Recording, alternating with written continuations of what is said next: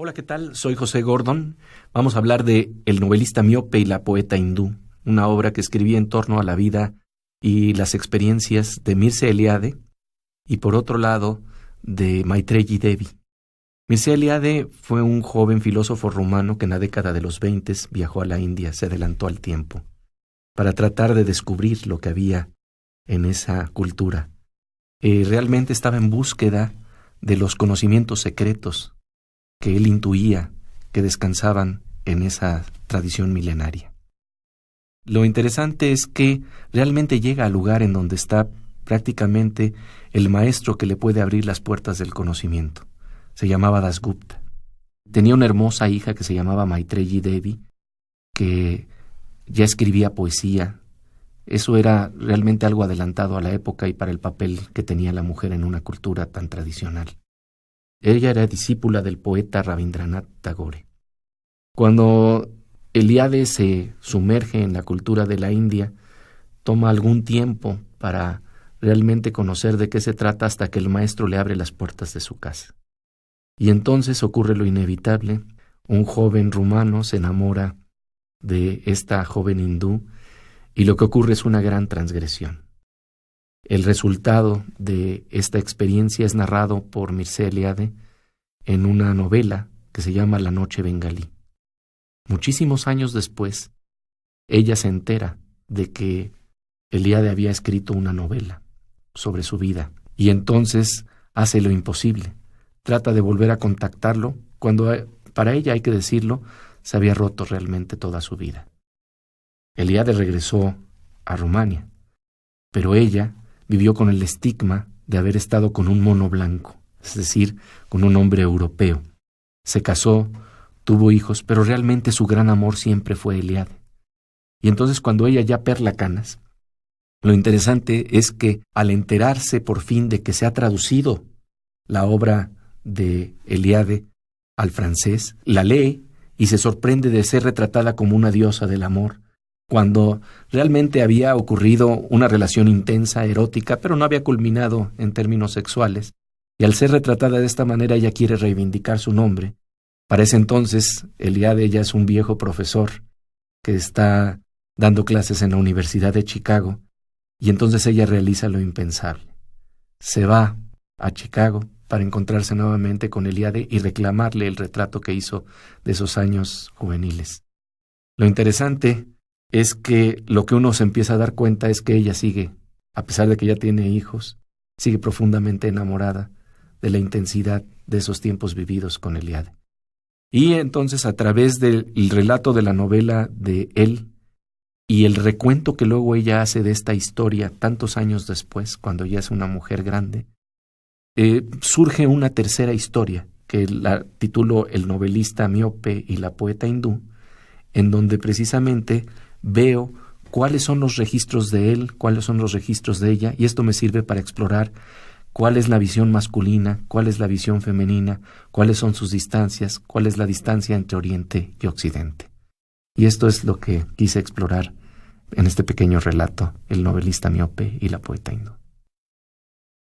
Había un ejercicio inventado en los años de la adolescencia. Eliade imaginaba que a través del poder espiritual era posible penetrar otros universos, otros escenarios. Ese juego mental lo lleva a una biblioteca fabulosa llena de libros misteriosos que encierran los secretos de la existencia. La frescura del espacio contrasta con el insoportable calor húmedo de la selva bengalí. Está realmente en Calcuta, en la biblioteca de Dasgupta, uno de los más grandes eruditos de la India. Más no se podía pedir. Ahí estaba, en el lugar del deseo, en el mismo centro de uno de los círculos intelectuales más importantes de la cultura védica, que incluía a poetas del tamaño de Rabindranath Tagore. La biblioteca de Dasgupta ocupa varios cuartos del primer piso de su casa. En ella se encuentra la colección más rica de libros sobre filosofía de la religión que Mircea Eliade hubiera visto jamás. Los estantes están repletos de textos en francés, en inglés, en italiano. Las letras en sánscrito son una invitación para develar los paisajes más ocultos de lo sagrado. Ahí están los libros y ahí está un maestro clave para descifrarlos. Dasgupta orienta a Eliade en sus estudios de sánscrito. Desde la mañana hasta la noche, el joven de 23 años se dedica alternativamente al estudio del laberinto de esa gramática y a la investigación de la filosofía de la India. Eliade es el único europeo que asiste a las clases de Dasgupta en la Universidad de Calcuta. Es tal su dedicación, su avance, que casi un año después, Dasgupta lo invita a quedarse a vivir en casa.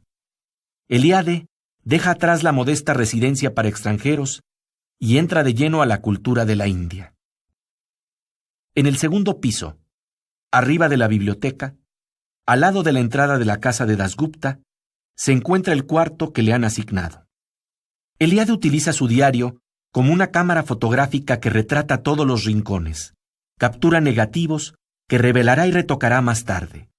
No lo dice, pero se asoma un tono sepia con ligeros tintes de color en esas estampas donde dibuja desde la estancia con sus macetas de plantas lujuriosas hasta la terraza de la azotea flanqueada por 2 enormes palmeras.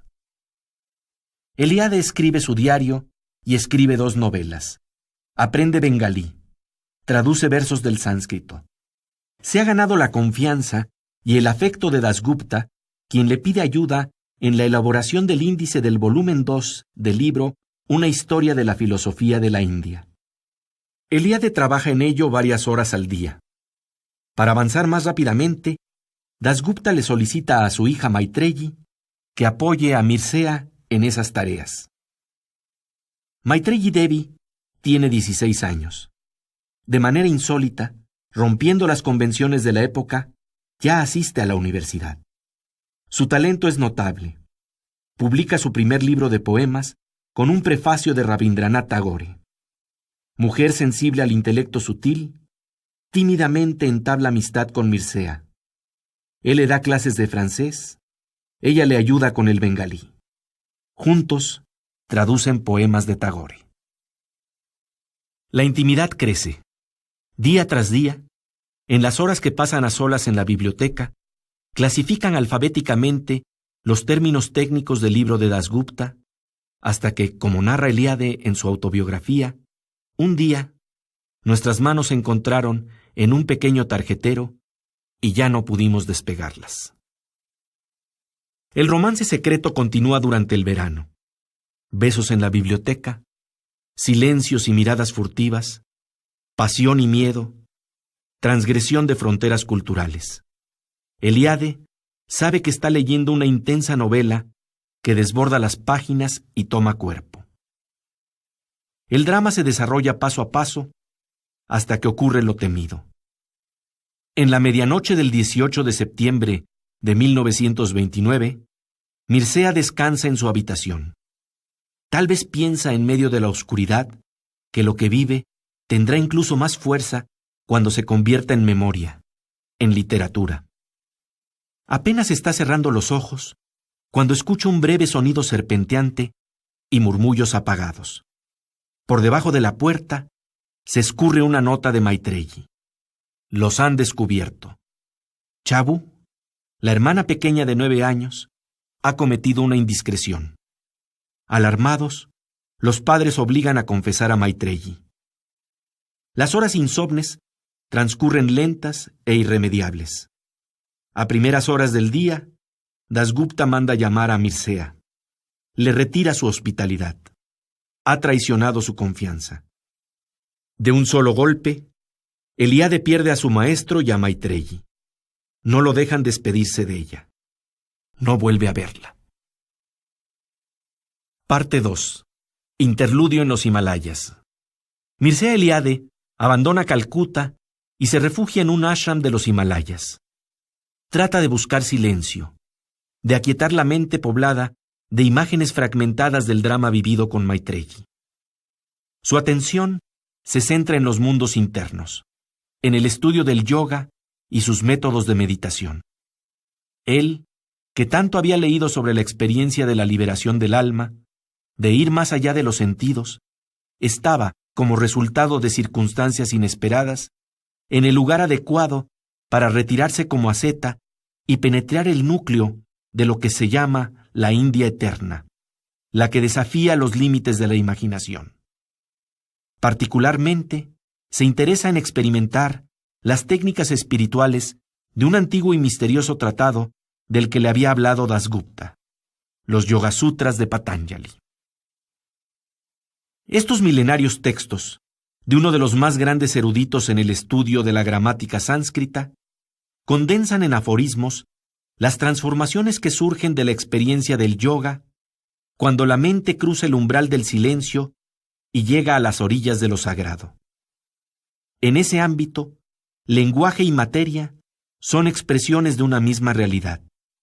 Estos pensamientos fascinan a Eliade. La clave de la creación del tiempo y el espacio es literaria. El mundo está tejido con sutras o hilos de palabras que desembocan en árboles, estrellas, cuervos o piedras. Así, el poder de transformar lo externo se da desde dentro de la conciencia, a través de las palabras llave que tiene el monogramático, esa figura mítica de la India que es también metáfora del conocedor del sánscrito. Uno de los capítulos de los Yogasutras de Patanjali trata sobre las siddhis, o poderes que surgen de saber mover las fibras del lenguaje en el silencio. Mircea Eliade referirá en sus memorias escritas en la vejez la dificultad para dar cuenta de las transformaciones y experiencias que esta exploración supone. Como académico, llegó a escribir un libro sobre Patanjali, pero el núcleo de esos tratados es oscuro. En ausencia del contacto con lo sagrado, no tiene asideros de credibilidad. Patanjali dice que quien se establece en samadhi, en el silencio absoluto, puede desarrollar poderes considerados supranormales: levitación, conocimiento del pasado y el futuro, entender todos los sonidos, desde los que profieren los animales hasta los de las diferentes lenguas, conocimiento de los espacios estelares, control del hambre y la sed, visión de seres celestiales, escuchar y mirar desde distancias imposibles, entrar al cuerpo de otra persona, caminar sobre las aguas, volverse invisible, liberarse de la ignorancia de la naturaleza del mundo, conocer la unidad fundamental de la existencia. ¿Cómo hablar de eso? ¿Cuál fue la naturaleza de la búsqueda que Mircea consideró real y posible en su estancia en los Himalayas? En su autobiografía escrita casi al final de sus días, da un indicio. Más que una descripción científica exacta, se requiere de la precisión que da la libertad artística. Apunta el nombre de una novela que escribió en 1939, El secreto del Dr. Honigberger, donde se puede encontrar lo que no se atrevió a contar de otra forma. En esa narración aparece una casa situada en Bucarest con una impresionante biblioteca llena de libros de medicina, historia, religión, viajes y ocultismo.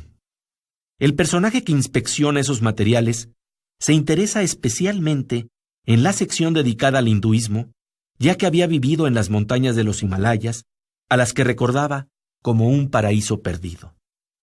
El experto en la filosofía del yoga examina las publicaciones destacadas de los hinduistas del siglo XIX y viejas ediciones de literatura sánscrita conseguidas en Benares o Calcuta. Entre los libros, encuentra un misterioso cuaderno con tapas negras de cartón, pertenecientes al desaparecido dueño de la biblioteca. Se trata de diarios que relatan el paso de la teoría a la práctica del yoga. Se describen ejercicios de respiración y los experimentos con las técnicas de Patanjali. Se observan los avances que se dan con el paso de los años en la exploración de un espacio interno donde se rompen las barreras de las distancias, del tiempo, del sueño y la vigilia. Registra la novela. No acabo de saber cómo adquirí esta nueva facultad, pero al cabo de cierto tiempo me convertí en un durmiente despierto, o mejor dicho, me sentía vigilante en medio de mis sueños, sin llegar en suma a dormirme en el sentido exacto de la palabra. Mi cuerpo, acompañado de todas sus percepciones sensuales, se hundía en un sueño cada vez más profundo, sin que mi despejada mente interrumpiera por un solo segundo su actividad. Todo dormitaba en mí, salvo mi lúcida conciencia. Conforme se familiariza con el espacio interno, el personaje que escribió el diario adquiere la capacidad de desembocar en otros escenarios. Dice: arrastrado en el sentido hacia donde tendían mis pensamientos, veía siempre lo que quería ver. Que mis ojos estuviesen cerrados o abiertos se convertía en un detalle sin importancia. Pienso en el jardín que se extiende a mis espaldas y lo veo inmediatamente, igual que si estuviese en su entrada. Sorprendente espectáculo. Diríase un océano de savia en perpetuo movimiento. Los árboles llegan prácticamente a abrazarse entre sí. El césped tiembla como matas de algas. Únicamente los frutos parecen más tranquilos, movidos solamente por un continuo movimiento de balanceo. Posteriormente, la atención del autor del diario se enfoca en su mujer, Sofía. Igual podría haber sido Maitreyi o alguna otra mujer que Eliade amó. Pienso en Sofía, y la veo en el mayor de los 2 lechos de nuestra habitación. Duerme. En torno a su cabeza, planea y palpita un aura de un color violeta oscuro. Su cuerpo parece transmutarse literalmente, hasta tal punto son numerosas las ondas rizadas que surgen de él para desvanecerse después en la nada, tan pronto como se desprenden sus miembros. Contemplo a mi mujer largo tiempo, con gran intensidad, atento a esclarecer qué es lo que se manifiesta de este modo. De repente, sé que Sofía está cerca de mí, en mi habitación, interrogándome con sus ojos asombrados, como si quisiera hacerme una pregunta. Su rostro expresa una sorpresa inefable. Tal vez le ofrezco otro aspecto que el que esperaba. Tal vez ya no me parezco al hombre que había encontrado hasta entonces en su sueño. Se describen experiencias con las técnicas de Patanjali. La respiración se suspende. El cuerpo parece desprendido del mundo en medio del arrebato místico. Se eleva en los aires. Silencio. Pasan los días. El cuerpo radiante desaparece de la vista de otros. Se vuelve invisible. Silencio. Desde esa interioridad, conoce, como señalaba Patanjali, lo que sucede en el fondo de otros ojos. Dice: con motivo de mi última experiencia, he comenzado a adquirir un conocimiento directo de los pensamientos de cada una de las personas sobre las que concentraba mi atención. El objeto de mi primer intento fue Sofía. En aquel momento, estaba ocupada en escribir una carta a nuestro administrador que yo habría podido descifrar directamente, pero no quise hacerlo. Estaba al lado de Sofía. Podía captar, con absoluta naturalidad, todos sus pensamientos, y no solo los que expresaba a través de la escritura, como si los oyese de su propia boca. Si se siguen las técnicas de Patanjali y de la literatura, con un ligero movimiento de la atención, se puede ver a Mircea Eliade en diciembre de 1929 estudiando sánscrito en las montañas de los Himalayas. Investiga las plantas medicinales de la región. Conoce ascetas. Se baña en las aguas sagradas del Ganges. Aprende los ritos, tradiciones y mitos de la India. Su vida es simple. Se ha dejado crecer una barba rojiza que contrasta con su atuendo blanco a la usanza hindú. Tal parece que las aguas han tomado su cauce cuando nuevamente ocurre lo inesperado. Aparece en el ashram una chelista sudafricana. Se llama Jenny. Ha dejado la música por siempre en busca del absoluto. Los resabios de su vocación están en el aire algunas tardes gracias a un viejo gramáfono que ella ha conseguido. En la terraza de su cuarto se reúnen esporádicamente Mircea Eliade y el maestro del ashram para escuchar la Sinfonía de Júpiter. Mircea y Jenny estudian juntos de vez en cuando las bases de la filosofía Vedanta. Ella le pregunta sobre los rituales tántricos relacionados con la energía sexual y la trascendencia. Eliade trata de evitar el tema. Ciertamente es algo que le interesa. Una práctica donde la liberación no se obtiene a través del sacrificio y la renuncia de la propia vida, sino mediante su transfiguración. Sin embargo, elude esas conversaciones. Solamente va con ella a su terraza para escuchar música 1 o 2 veces a la semana. En una ocasión, él no acude a pesar de que había prometido acompañarla. Esa noche, describirá Eliade en sus memorias, de pronto escucha un leve toquido en su puerta. Ahí está Jenny, como un fantasma, sonrojada, con lágrimas en los ojos. De pronto, llora desconsolada por la humillación y desprecio que siente por parte de Eliade. Él trata de disculparse. La ve tan deprimida que le promete que irá a verla más tarde para escuchar música. 1 hora después, llega Eliade al cuarto de ella. La autobiografía de Mircea adquiere tono de novela. Describe un extraño cambio en la atmósfera. Jenny se ha transformado. Su presencia es distinta a la de la mujer nostálgica y tímida que tanto le aburría. El aire es ritual. Eliade sospecha de una ceremonia tántrica. Hay temor y curiosidad al mismo tiempo. Sabe que esas prácticas son prohibidas sin la supervisión de un maestro. De nuevo lo llama el laberinto. Temer a la tentación sería humillante por el resto de mi vida, escribe el autor rumano. Eliade elige nuevamente la ruptura de límites. Noche tras noche, según narra en su autobiografía, hacía el amor hasta 1 hora antes del amanecer. La preservación del autocontrol le hace comprender por qué ciertos yogis hablan de la transmutación, de la inmortalidad del cuerpo. Aunque duerme solo 2 o 3 horas, no siente cansancio alguno. Trabaja mejor que nunca. Pasan 3 meses. Una mañana, al regresar a su cabaña después de las aventuras nocturnas, Eliade se encuentra con una seta que lo espera en la puerta.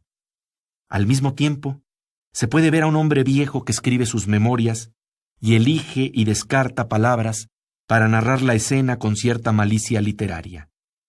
Habla el ermitaño. Sé dónde has estado. Eliade el joven lo mira sorprendido. ¿De verdad tienes la suficiente energía para seguir en este camino? La gente hoy en día es impura y débil. Pronto vas a sentir una fuerte fiebre en la coronilla. Entonces, sabrás que ya no te quedará mucho tiempo. Es mejor que te detengas antes de que eso suceda. ¿Y si encuentro un maestro que me guíe?, pregunta Eliade. Ya tienes un maestro, le responde la seta con una sonrisa, al tiempo que lo saluda con las palmas juntas a la altura del rostro. Un viejo también sonríe con el giro irónico de la imagen dibujada con palabras. Eliade entiende que se cierra un capítulo de su vida. Se despide del ashram, del sueño de ser yogi. Viaja por la India, recaba materiales para su tesis doctoral. Después de unos meses, parte de regreso a Rumania.